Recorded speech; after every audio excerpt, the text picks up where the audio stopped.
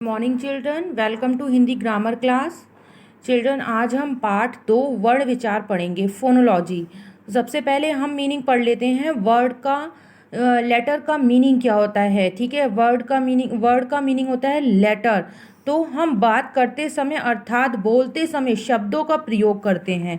देखिए, जब हम आपस में कोई भी बात करते हैं तो हम शब्दों का प्रयोग करते हैं, मीन्स वर्ड्स यूज़ करते हैं। हम जब भी बात करते हैं प्रत्येक शब्द अनेक छोटी छोटी ध्वनियों के मेल से बनता है। मीन्स हर एक शब्द, जो भी वर्ड हम बोलते हैं, वो किससे छोटी छोटी ध्वनियों, मीन्स उसमें छोटे छोटे साउंड्स आते हैं, ठीक है, उसके मेल से बनता है हर एक शब्द। उदाहरण के लिए, पेड़ पर चिड़िया बैठी है।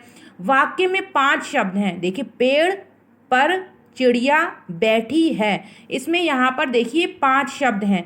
इन पांचों शब्द में प्रत्येक में अनेक छोटी छोटी ध्वनियाँ हैं। और देखिए, हर शब्द में पे ए ड़ अ, तो हर एक शब्द में छोटी छोटी ध्वनियाँ हैं, छोटी छोटी आवाज़ें हैं, ध्वनियाँ हैं।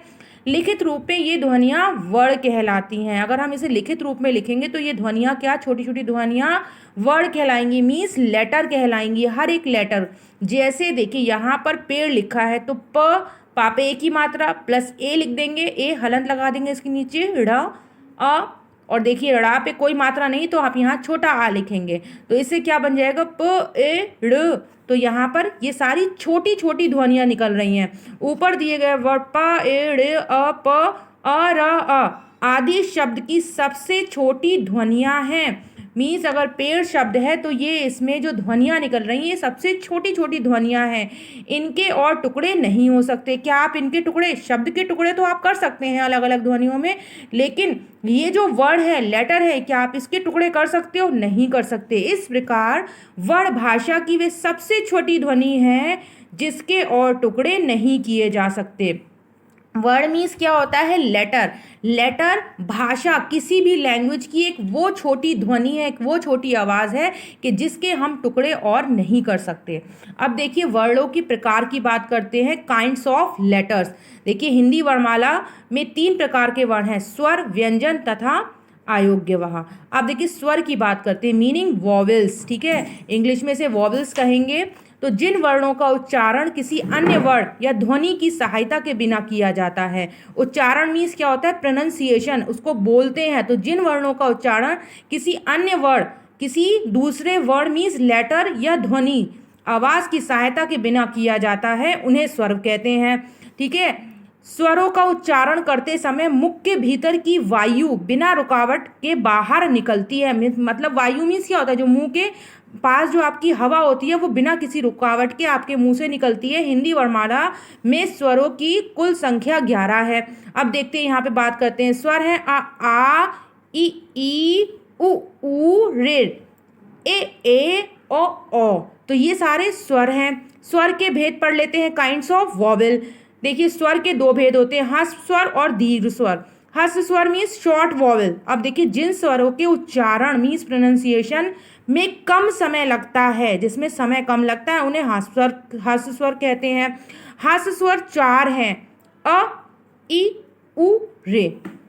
तो यहाँ पर देखिए, इसमें कोई भी मात्रा नहीं लगी है तो ये शॉर्ट वॉवेल कहलाए जाएंगे। अब देखिए, दीर्घ स्वर जो है, जिन स्वरों के उच्चारण में ह्रस्व स्वर की अपेक्षा, मीन्स इसकी अगर कंपैरिजन करें तो इसमें क्या अधिक समय लगता है इसकी कंपैरिजन में, ठीक है। ह्रस्व स्वर की कंपैरिजन में दीर्घ स्वर में जो है वो अधिक समय लगता है, उन्हें दीर्घ स्वर कहते हैं। दीर्घ स्वर 7 है, 1 2 3 4 5 6 7। देखिए, बड़ा, बड़ी, बड़ऊ, ए ओ, ठीक है। तो ये सारे दीर्घ स्वर हैं। अब देखिए, स्वरों की मात्राएं देख लेते हैं, मार्क्स ऑफ वॉवेल्स। जब स्वरों को व्यंजनों के साथ मिलाकर लिखा जाता है, देखिए, स्वर और व्यंजन आपको सभी बच्चों को पता है, प्रीवियस क्लास में ही पढ़ा है। जब स्वरों को व्यंजन के साथ मिलाकर लिखा जाता है तो स्वरों के स्थान पर स्वर के कुछ निश्चित चिन्हों, मतलब चिन्ह जो होते हैं, साइन, चिन्हों का प्रयोग किया जाता है। व्यंजन के साथ प्रयोग किए गए स्वर के ये चिन्ह स्वरों की मात्राएं कहलाते हैं। ये चिन्ह जो होते हैं ये स्वरों की मात्राएं कहलाई जाती हैं। स्वर आ की कोई मात्रा नहीं होती है। देखिए, छोटा आ जो स्वर है इसकी कोई मात्रा नहीं होती है। परंतु व्यंजनों का उच्चारण आ के बिना नहीं होता। लेकिन अगर हम व्यंजन की बात करते हैं तो इनका उच्चारण आ के बिना नहीं होता है। जैसे यहाँ पर लिखा क प्लस आ, तो हम इसे का ही पढ़ेंगे, इस पे कोई मात्रा नहीं लगेगी, लेकिन इसके साथ हमने जो है वो यहाँ पर हमने आ यूज़ किया। ठीक है, अब देखिए इस चार्ट को आप देख लेते हैं, स्वरों की मात्राएं और व्यंजन के साथ इनका प्रयोग देखिए। देखिए इस चार्ट में देखिए स्वर लिखे हैं सारे, ये देखिए आ ई उ रे ए ओ। तो देखिए 11 स्वर हैं। अब इनकी मात्राएं देखिए। देखिए छोटे आ की कोई मात्रा नहीं होती है, बड़े आ की ये मात्रा है, छोटी ई की मात्रा ऐसे लगती है, बड़ी ई की ऐसे लगती है, छोटे ऊ की मात्रा यहाँ पर देखिए, छोटे ऊ की मात्रा, बड़े ऊ की, रे की मात्रा, फिर ए की मात्रा, ए की मात्रा, ओ की और ओ की।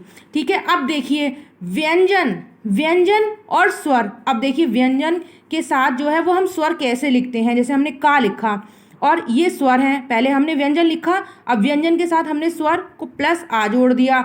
अब देखिए यहाँ पे हमने बड़ा लिख दिया का के साथ, अब का के साथ छोटी लिख दी, गा के साथ बड़ी लिख दी, का के साथ मीन्स हमने यहाँ पे इस तरफ व्यंजन लिखे और इस तरफ हमने स्वर लगा दिए हैं, साथ में जोड़ दिए हैं, जोड़कर लिखा है व्यंजन और स्वर को। अब देखिए व्यंजन को अब मात्राओं के साथ लिखेंगे, मीन्स स्वर की जो मात्राएं हैं उनके साथ लिखेंगे। अब देखिए का की तो कोई मात्रा नहीं है, आ की कोई मात्रा नहीं है, तो इसके साथ कोई मात्रा नहीं लगाएंगे। अब फिर का के साथ आ की मात्रा लगाएंगे। यहाँ तो हमने आ लिखा स्वर, लेकिन यहाँ पे इसकी मात्रा लगाएंगे। अब देखिए छोटी ई की मात्रा, यहाँ पर हमने ई लिखा, स्वर लिखा, लेकिन हम यहाँ पे इसकी मात्रा लगाएंगे। अब गा पे बड़ी ई की मात्रा लगा देंगे। यहाँ पर हमने इसको, यहाँ पर हमने स्वर लिखे और यहाँ पे हमने स्वरों की मात्राएं लगाई। ठीक है, अब देखिए मात्रा सहित व्यंजन, अगर हम इसे साथ में पढ़ेंगे तो कैसे पढ़ेंगे। देखिए इसे पढ़ेंगे का, इस पर कोई भी विराम नहीं लगेगा या मात्रा नहीं लगेगी। अब देखिए क प्लस आ, अब यहाँ पर क्या हो जाएगा, क और आ की मात्रा, इसे पढ़ेंगे का।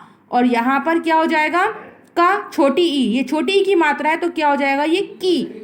और यहाँ पर क्या हो जाएगा, यहाँ बड़ी की मात्रा है तो यहाँ गी हो जाएगा। यहाँ पे का पे छोटे ऊ की मात्रा लग जाएगी कु, रा पे रू, फा पे बड़ू की मात्रा फू, रा पे बड़ू की मात्रा रू। तो इस तरीके से जो है वो हम मात्राओं के साथ व्यंजन को पढ़ते हैं, मात्राएं सहित व्यंजन। अब देखिए इससे कोई शब्द बनाइए। का से कमल, का से काल, कार, किरण, किधर, गी से गीत, गीदड़, कु से कुल, कुछ, रू से रुपया, रुष्ट, फू से फूल, फूट।